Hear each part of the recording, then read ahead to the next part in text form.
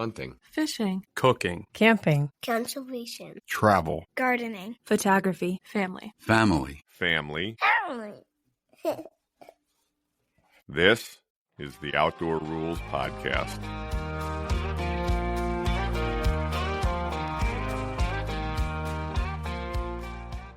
All right. Hi, everybody. Welcome back to a very special episode of the podcast.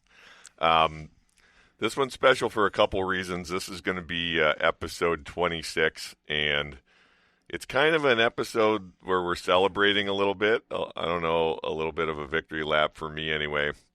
I don't know how everybody else feels, but 26 episodes is 26 weeks where we've managed to put a podcast out every week for half of the year. I don't know that I thought we could succeed at this, but we don't seem to be slowing down, and I'm just really pleased with what we've done so far. The other reason that this is special is because this is going to be the first episode where all four of the siblings are together on one episode. So let's go ahead and do quick introductions. Who's here? Hi, Mark, the youngest brother. Hello, I'm Matt. I'm Kate. So, obviously, if you've been listening, you know that the birth order here is Matt is the oldest, and then me, Mike, and then Kate, our only sister, and then Mark. And I always said growing up that Matt was junior because he's actually Grant the four, right? Yeah, number 4. So Matt was junior, Kate's the only girl, Mark's the baby, and I was that other kid. What's his name? But anyway, I just thought we'd chat a little bit and maybe tell a few news stories, but kind of talk about why we're doing this and where we've been and what we're getting out of it. I don't know. We started off with a couple of episodes at the beginning. Obviously, the very first one was Matt and Mark and I introducing the concept, and we talked a little bit about that episode. Mark, do you recall kind of like, what we talked about there with what we were up to? No, it was just kind of an introduction of ourselves and our how we're involved with the outdoors, what we love to do, and mostly, I think the theme being throughout most of our podcasts is that we're very family based. All the stuff we do, we love doing it together more than anything else. Yeah, and I think that's really kind of been the point or the theme. I mean, I think the theme is two-pronged. It's obviously it's the outdoors. I mean, we call ourselves Outdoor Ruhls. But the second prong in that, I think, is almost the more important one, which is the family element of it. We've tried to keep all of these episodes kind of with some kind of tie. And I think we'll continue in that vein, even as we maybe expand beyond immediate family and bring in some other guests. It's still going to kind of be about, how the outdoors connects us as a family, or, in how the outdoors connects other families. So, it's really been fun. And we've done, some episodes that I really loved. I really loved the episode with you, Kate. One, because I think you're really engaging and well-spoken. What was the other advantage that I said reason I liked having you as a guest? I'm very loud. I think that was the main reason. Yeah.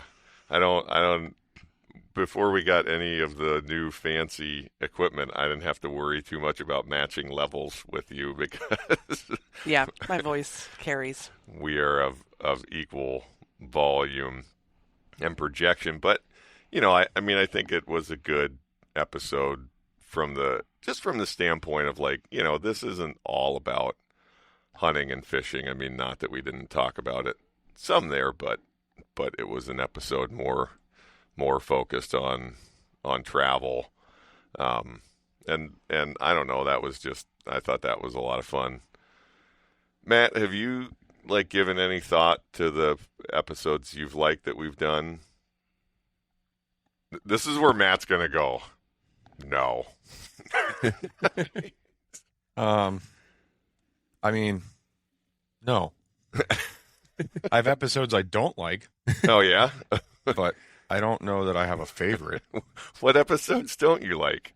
Every one that I'm in. Why? I don't know. I don't like my voice.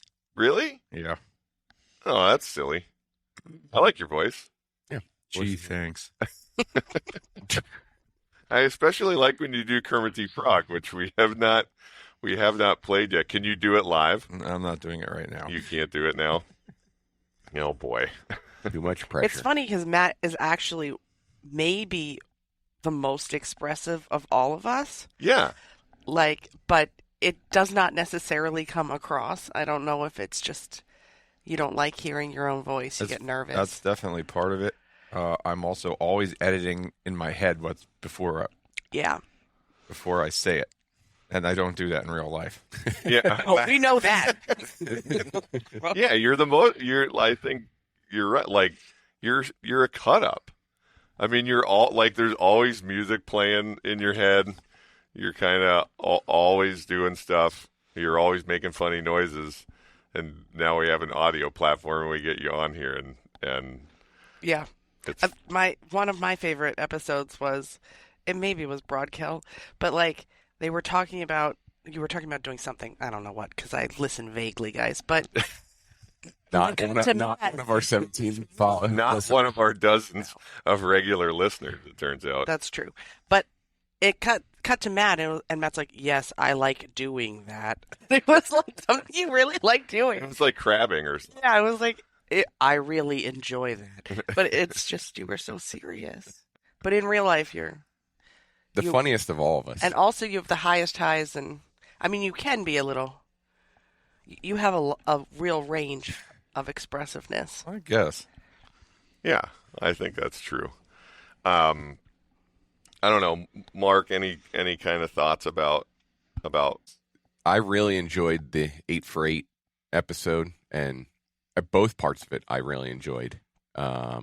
Obviously, for reasons because CJ was in it, but I thought with the recordings we had that Rachel made and all that stuff, I just thought that was a really fun episode and really cool to hear her perspective on hunting and getting involved in the outdoors. Yeah. I enjoyed Kate's episode a lot. I enjoyed Tim's episode. I enjoyed quite a bit. So I had lots of fun talking to Caitlin in the romancing the spam episode. It was really fun for us to sit down and kind of reminisce a little bit and get that down. And I feel like part of this, I mean, obviously, if for in all seriousness, for however many people are actually listening to us at this point. And Matt was giving me a hard time about this the other day. I don't like to look at any of the analytics on Spotify or Apple Podcasts because the last time I looked, which was over a month ago, I think it said we had like over 100 listeners between the two platforms, which I think that's pretty amazing. And I so genuinely appreciate, and I know we all do, the people that are taking the time to listen to this. But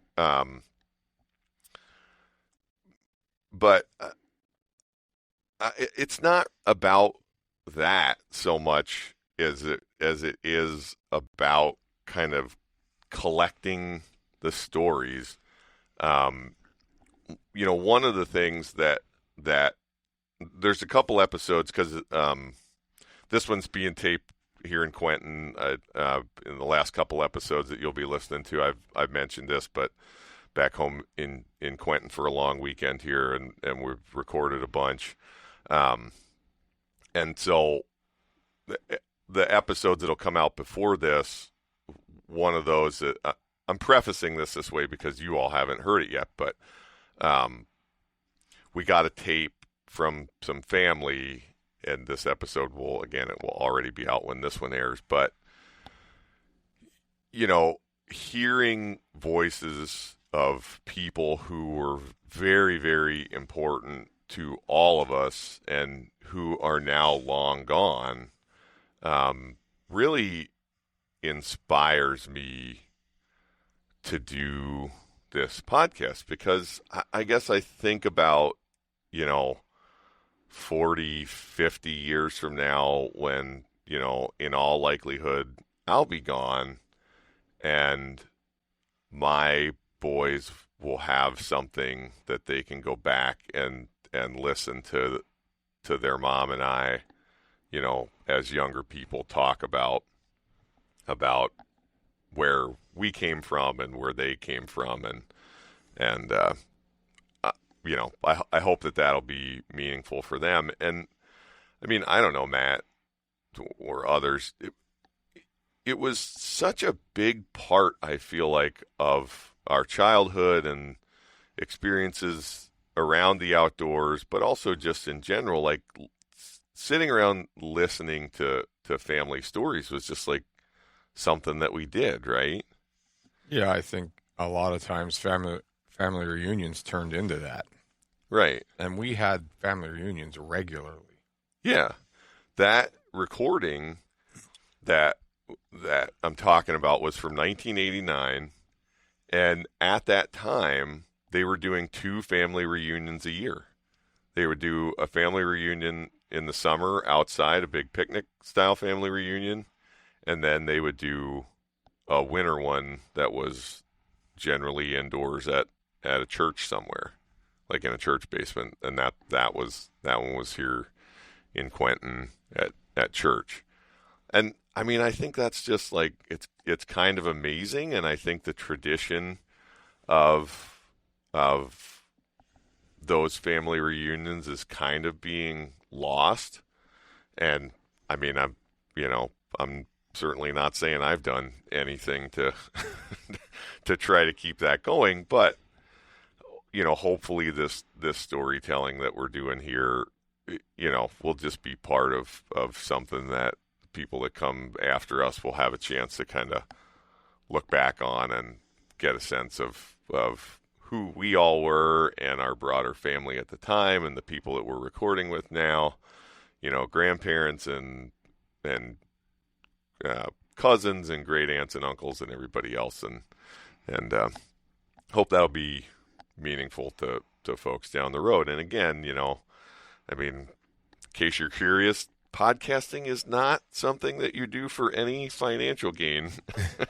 This is entirely a passion project, and just something that we're having fun doing.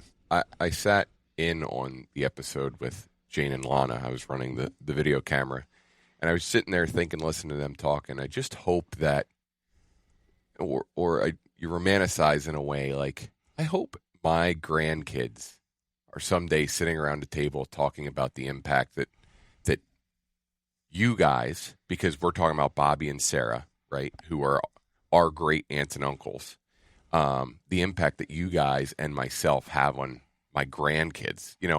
It's weird to think about, but I don't know that that's necessarily something many people think about anymore. Mm-hmm. It feels like families are getting less, and I just hope that someday these recordings are found and we're in a similar, my grandkids or your grandkids are in a similar situation, and where we had the impact on their lives that they had on ours. Right. I think the thing with family and relationships is it's a choice, and you have to choose to want to be and to be in somebody's life, and like you have to choose to have your relationships with your siblings and your parents and your aunts and your cousins be something that's important. And like we grew up in a family and in a situation where that was, our parents chose that for themselves and for us. And I think that's why we take the same approach. But, there's a lot of people that don't. I mean, I have a lot of friends that they talk to their brother twice a year, you know, and like I don't talk to all of you as much as you all talk to each other. Well, if you'd start hunting and fishing more. Yeah, it's not going to happen. I mean, also, do you want to? Probably not as much, but like it's just it is a choice. And so, I mean, I think hopefully, Mark, that will be what happens, Yeah. I often think like it's funny. Like I think about the uncles, and I say like, man, they were close, and we're close. It's like, are we as close as they were? I don't know. I'm not going to say that. But then to your point, Kate, I know people who don't have relationships with their siblings not like they had a falling out, not like they don't get along. They just don't have. And I can't imagine a world where that would be.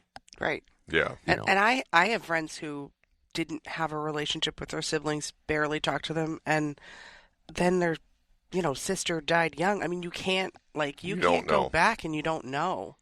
Like, I agree with you. Like, so you were going to launch this podcast. It also like happened at the exact same time I was giving birth, basically. So I was pretty focused on that. But, my thought was, I'm not sure what you're trying to get out of it, but the idea of having this time together and having it recorded, I think is powerful. So doing it for yourself, for each other is really, I think, what should matter. Yeah. Well, right. I mean, your dozens of listeners hopefully are also enjoying it, but yeah, I think it'll be very special to have these recordings. And we've talked about, we had some recordings here or there of Pop Grant or Pop Bud, and they're gone, and that is heartbreaking, really. Yeah. So the idea that you're really archiving family stories is, I think, something really special. I feel like I do it with recipes. Like, I've tried to be archiving family recipes because that's more my jam. Mm-hmm. Indoor cat. Also does not like cats. So yeah, I know. But Jed refers to me exclusively as an indoor cat. But like, I have tried to archive family recipes for kind of a same reason. Like, if you don't save the stories, save the recipes, they don't just keep existing. Like, you have to save them. Right. And I've mentioned it before, and we talked about it quite a bit in the episode about that recording. You're right. Things just disappear, and there's a dill pickle recipe that Aunt Sarah made that I loved, and nobody could find it, and we talked about it, and Jane went home and found it and sent it. So, like, that's like just one little element, one little piece of family history that now we can, digitally archive that and have it, and it won't be gone. And over these 6 months that we've been doing this, probably the biggest thing that I've gotten out of it, I guess a couple of the biggest things is, one, Mark and I are talking more than we had been before, and that's been great. And two, it's just extended family reaching out with photos and stories, and the tape kind of surfaced in this way. I don't mean to say Jane and Lana knew they had that tape. I think there's other people that knew it existed, but now I think this has helped bring it to the front and provide it to more people. I sent it around because Uncle Al's on it, and we have a cousin that lives in Bozeman, Montana, who's a grandson of Uncle Al, and so he got to hear it. I don't have any idea if he had any recordings of his grandpa's voice, but it's just been kind of amazing in terms of its power to help rekindle and strengthen some of those family relationships. And I guess we'll talk a little bit about some of the future episodes that we have planned, but our cousin Davey was here the other night. Jane that was on was his mom, and one of our upcoming episodes is going to be with Davey, and we don't do this for the podcast.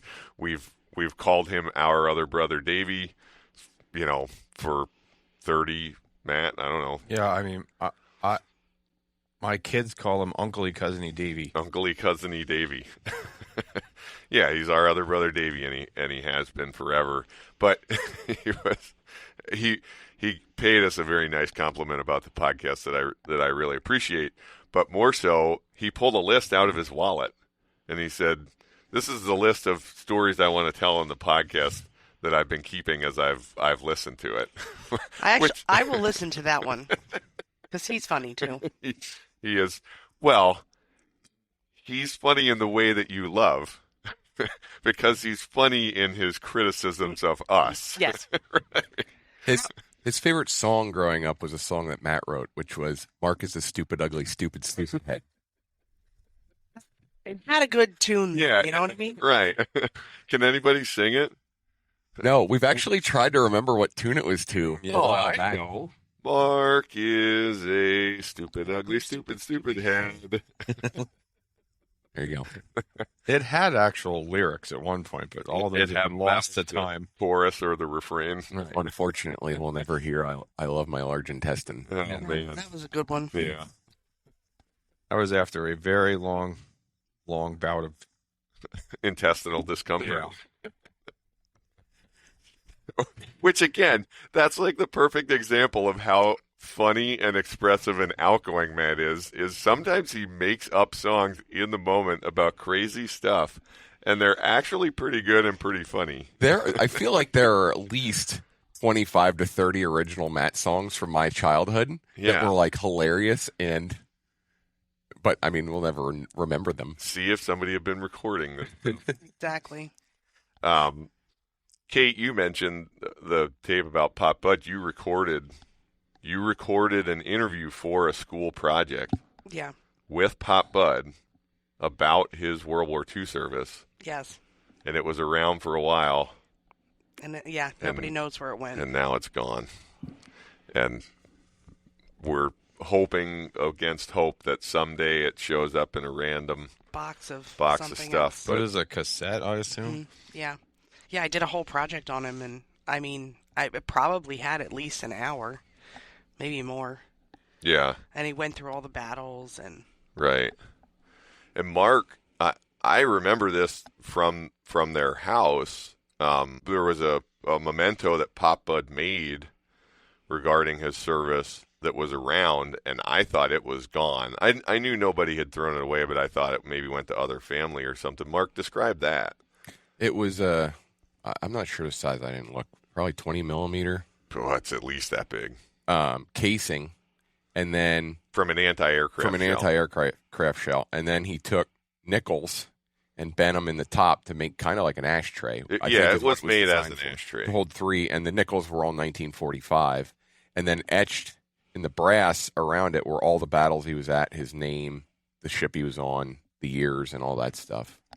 Yeah, right. Battles and places that he visited in the South Pacific, and it's in very small font, and the entire outside of the shell is covered. Mm-hmm. Yeah, with writing. I mean, that really demonstrates the extent of his travels and his service in the war, and it's amazing. And I've thought about that thing a couple of times, and I thought it was gone. And Mark was like, I have that. After we did the Pop Bud episode, I was like, oh man, yeah.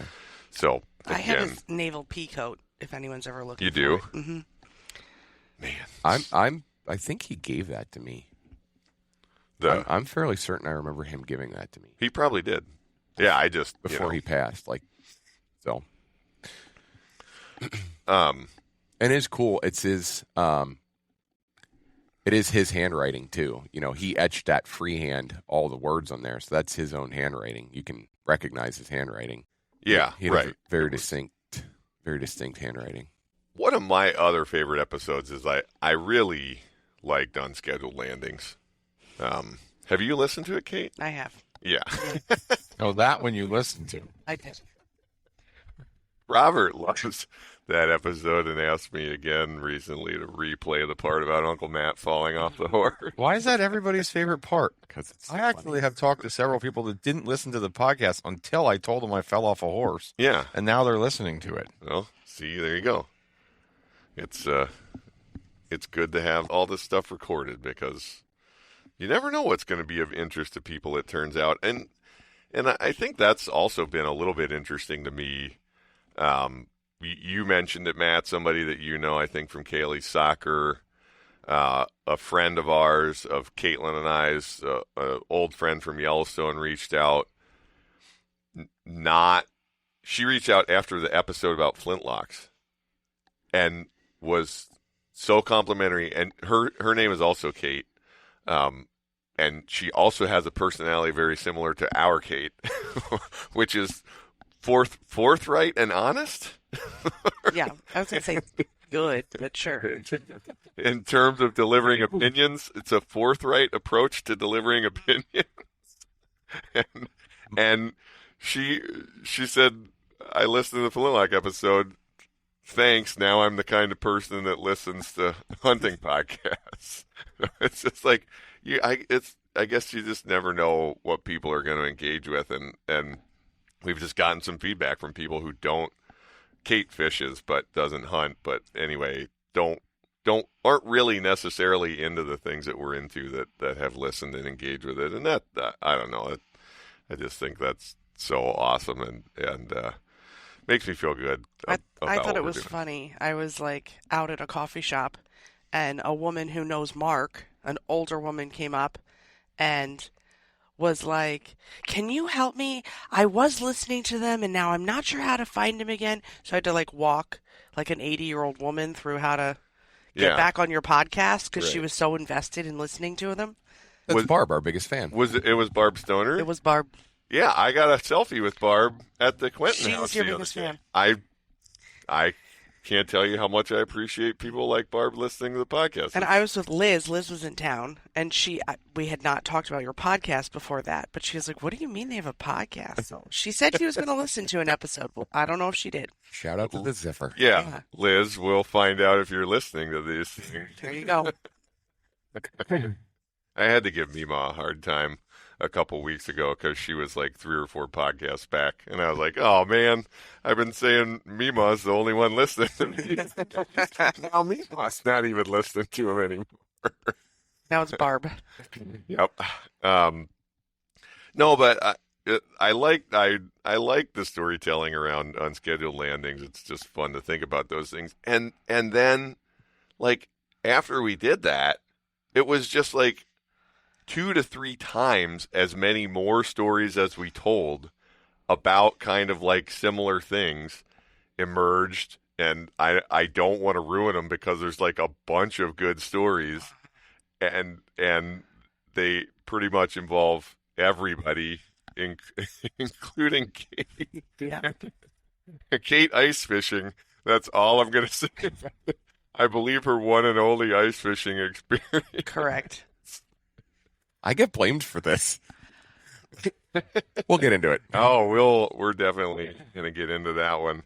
So yeah, there'll definitely be an unscheduled landings 2, if not 3, 4, 5, or how many. But actually, a bunch of what we talked about were bike incidents, and then also at least one great tobogganing wreck. Oh yeah. Well, Mom has a couple toboggan stories. That's too. true. Yeah, I know. So it's like I've been trying to write down the episode ideas. So I have one called Hell on Wheels. And I was like, we'll tell all the bike stories in that one. And then we'll also fit one tobogganing incident into it. And then you start talking about tobogganing and sledding. And it's like, oh, I don't know. Maybe that's like, maybe there's a companion to Hell on Wheels. It's like Hell on Ice. You could do that whole podcast on just our toboggan. Yeah, exactly. It's one toboggan. One toboggan. And that toboggan crash you're talking about was actually 2 toboggan crashes in the end. Yeah, you're right. It was. It was on the same day. Right. That's exactly how it happened with Mom too. Yeah.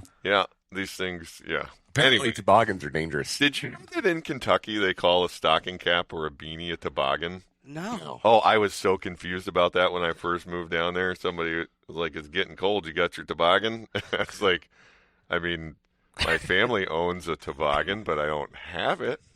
And they looked at me like I had lost my mind. Like, your family has one stocking cap? Yeah, we share it. Anyway, It's Kate's month to have the toboggan. yeah. Like the front seat in the van when we were kids. Was that scarring for anybody else? What wasn't? We had a system where, what was the system? The system was, it was once, okay. Everybody got their birthday Every month. You got your birthday month, but then it moved. So somebody got first choice of a car seat, then second, third, and fourth. And then it would just switch throughout the year. So everybody had equal, time with a first choice, second choice, third, Right. fourth choice. We had a Ford Econoline van With two captain's with chairs two captain's in the chairs back, in the and back, that bench. and then a bench. That's the second van, the Right. nicer. Yeah. Right.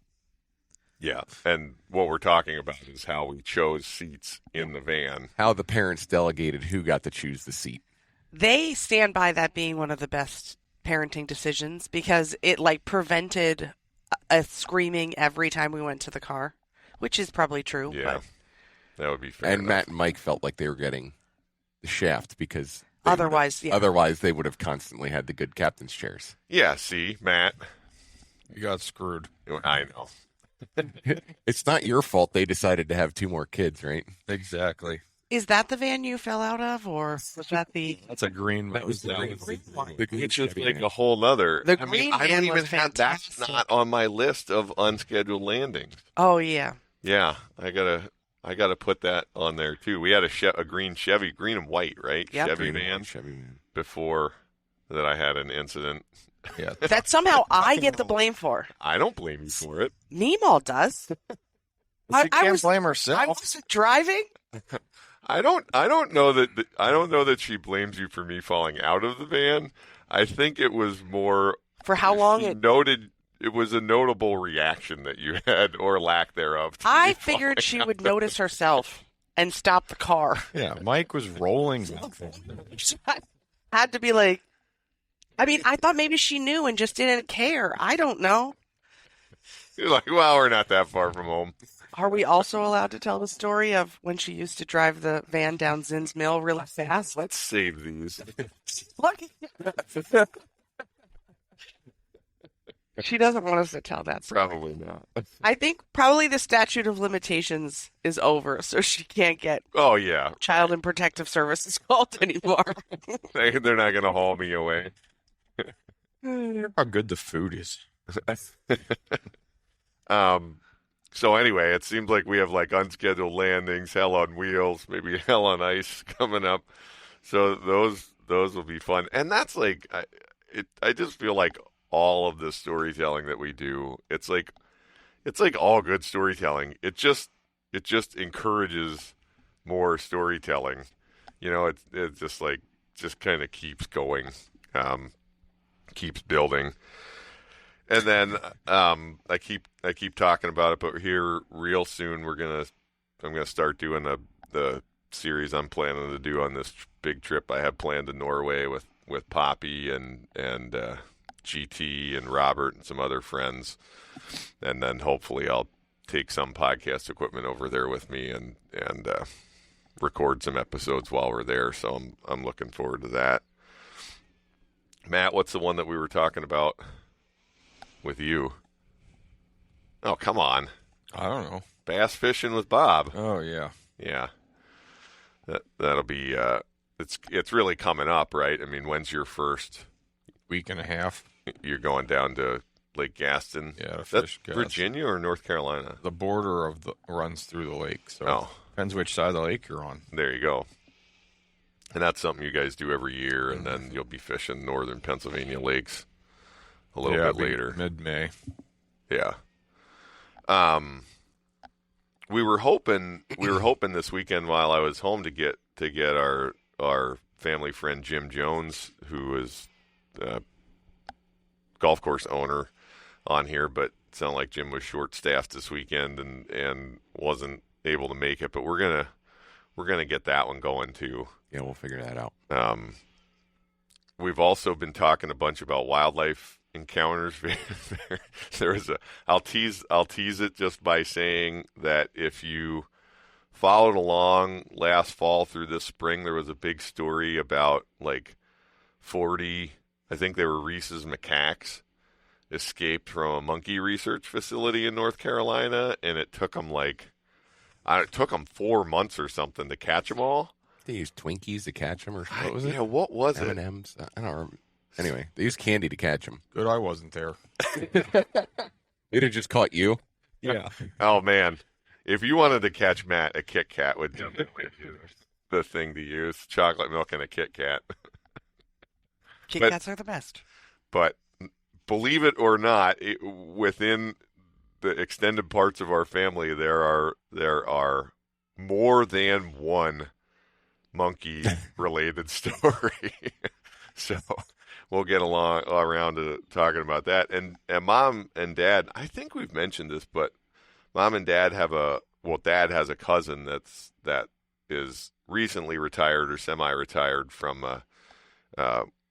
the Zoo America, which is a zoo at Hershey Park, and has obviously a full career of captive wildlife and other wildlife stories. And so hopefully we'll get him on here at some point to talk about that. And I think that'll be a whole lot of fun. Yeah, and there's just, I don't know, there's crazy wildlife stories out there kind of on everybody's part. Matt almost stepped on a bear one time. That's true. A very, very, very big bear. Yep. Since we're all together, and we often have the three brothers on here, but we don't always have Kate. I don't know where this is going. Kate, I know she's not going to like it. I thought we could ask you some questions about growing up with us. Okay. Just remember, don't ask questions you don't want to know the answer to. What? And I mean, the kind of questions that were in my head were like, what was the best part about growing up with us three as brothers? It's a real hard one. Is it?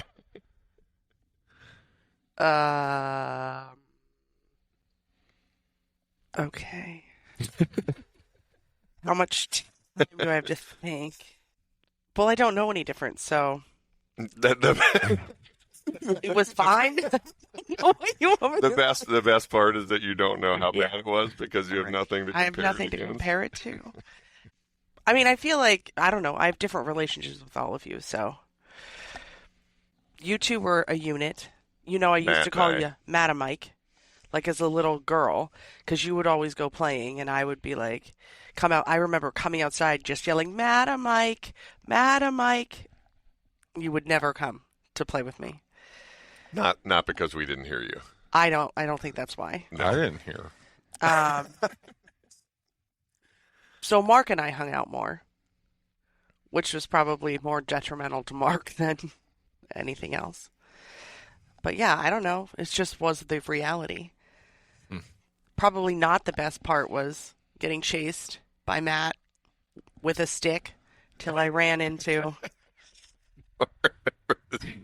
the milk can and cut my eye. Still have a scar. It's a beauty mark. Mm-hmm. Was that in the little White House? Yeah. Oh, yeah. I think I turned around to see how close he was, and then I went right in. To that milk jug. Yep. Mm-hmm. We still have a stick. Yeah. I didn't have a stick. No, he's not denying. I'm not denying the chasing you, but there was no stick.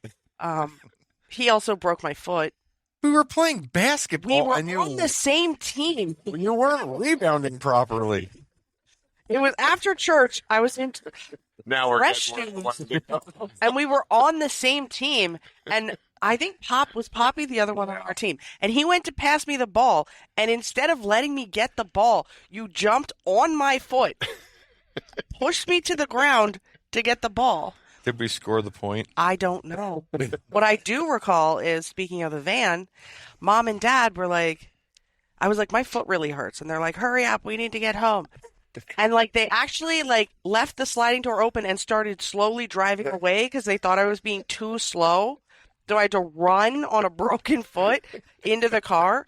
And then we got home and they're like, Mark needs to go to Leonard's house, so you need to get him ready. Always Not your my fault. Not your fault.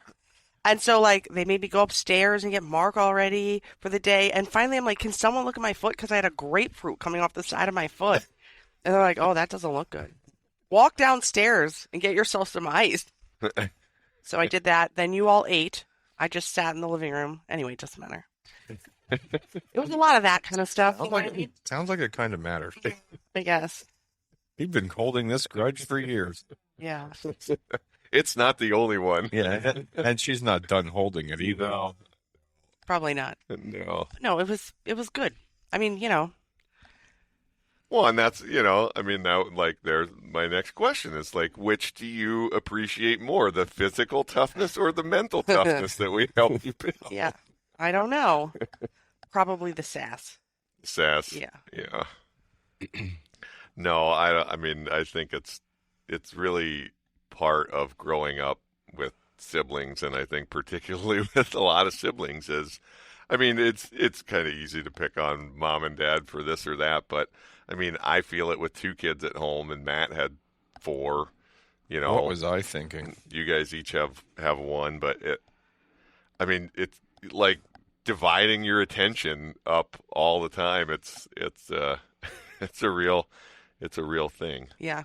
I think I just always, like, being the girl, like, it felt like I had a responsibility to, like, let's try to keep this going, like, keep everybody okay. Like, I recall when the parents would be at work, there were times where you two were in such a bad fight. Like, things were flying, and at, like, one point, like, a chair got picked up, and I'm like, okay, now I'm in between the chair, because it's like, we can't go that, like, you know what I mean? Matt and I fought? I don't remember any No, of I this. don't remember that. I remember the powder donut experience. I threw the powdered donuts at you, right? No, I think it was. Oh, between Matt you threw two. the powdered donuts at me? I don't know which. The powder donuts was between you two. Yeah. And yeah. But it would be like, yeah, I just felt like I had, like, a little bit of a responsibility also. Feel like a peacemaker. Yeah. So I bet, I mean, that's kind of an interesting thing because I suspect that all of us to some degree feel that way. Maybe except Matt. I don't know, Matt. Do you feel like you were a peacemaker? I don't know. Probably not. No. I mean, and maybe that's just by virtue of being oldest. It probably is. I mean, I guess I think it, like, you just learn some things about relationship management having siblings, and I think the fact that, we are all still close must demonstrate that we all learned something about managing relationships. Right. Yeah. And how to, like, not take anything too personally, or how to get over being upset. Like, relationships can be difficult, Right. Sometimes you have an issue with somebody, but you just, like, work it out. And that's, I mentioned it regarding Pop Grant and all those siblings. They were quick to laughter, but they had to have been quick to forgiveness too. Mm-hmm.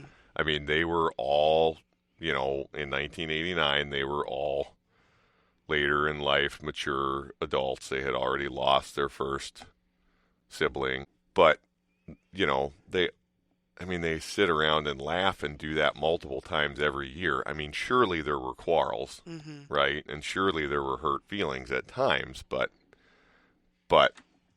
they just didn't. They must have been quick to forgiveness to not, to have all of them able to be together, And I mean, I never, ever got any sense from that of them, like, oh, this one doesn't like that one, Mm-mm. right? and their spouses too. Yeah. Everybody got along. And it couldn't have been because everything was perfect all the time. It was because they loved each other, and they chose laughter and forgiveness over anger and grudges. Yeah, Kate. I know, except for the foot thing. And the stick. I didn't have a stick. I actually don't even remember that one. Next time she tells me it'll be a sword. I don't even really have a strong memory of that. Meemaw, I think, told me you had a stick. That sounds right. Yeah. They always blame the fat kid. You were not a fat kid at all. I said that the first 40 years of childhood is the hardest, Mike.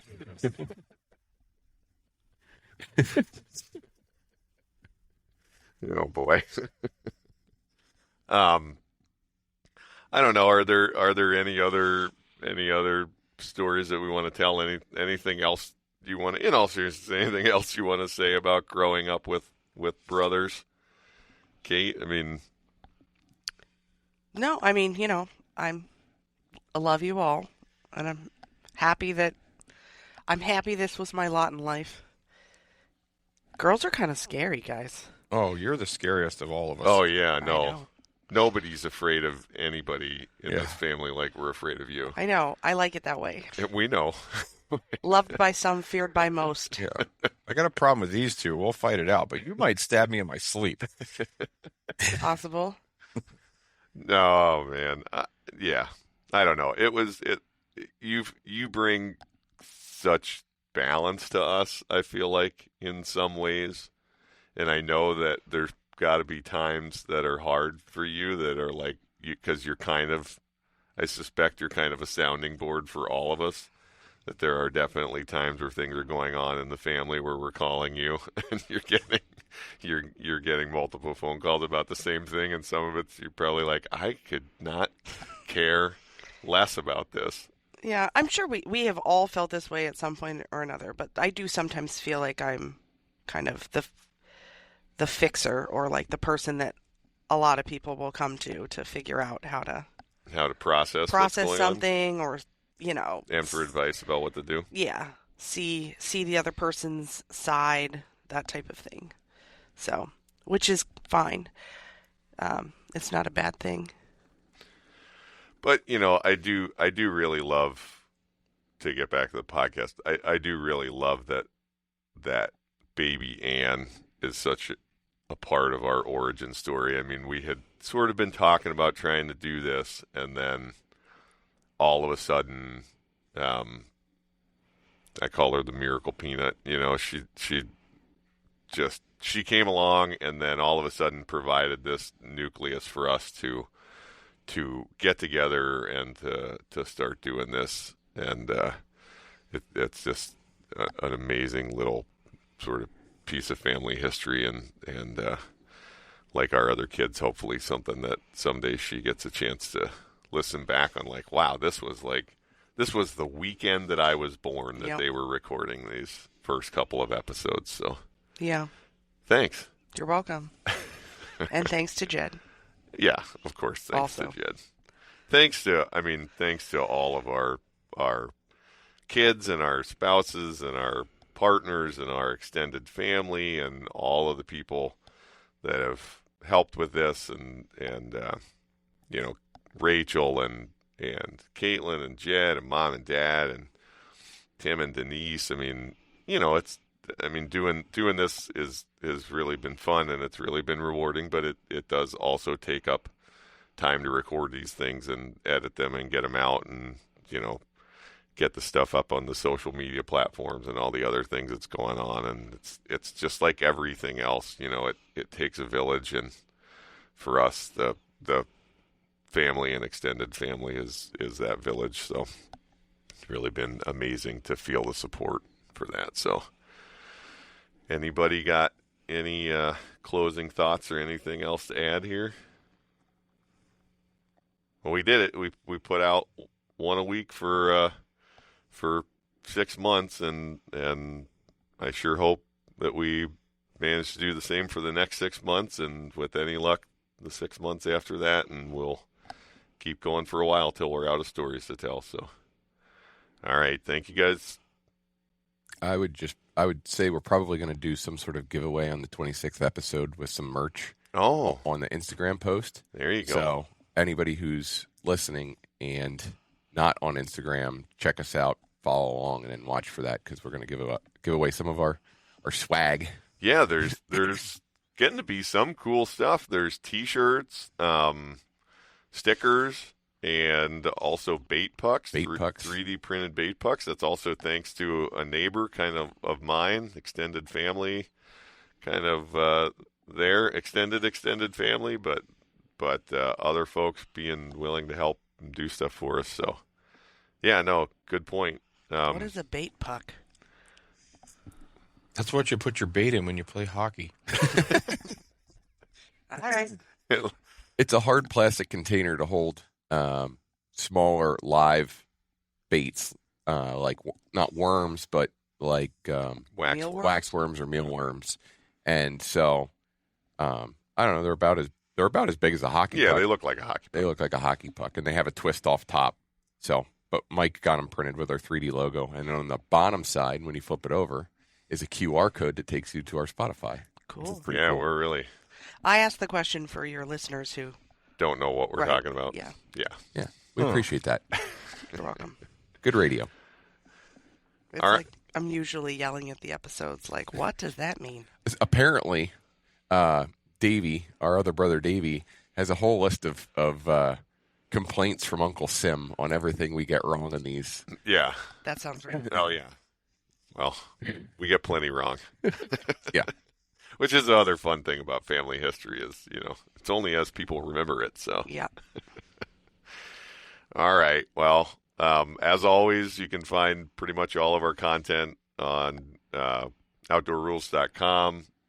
Reach out to us with an email or a comment on any of the various platforms that we're on. Our email is outdoorruhls@gmail.com, @outdoorruhls on Instagram. We got a Facebook page too. So yeah, we absolutely love hearing from everybody, and we just so genuinely appreciate everyone that is listening to these things, and we really do look forward to bringing you more episodes. So thanks everybody. Thanks you guys for doing this. Welcome. Love you. Love you too.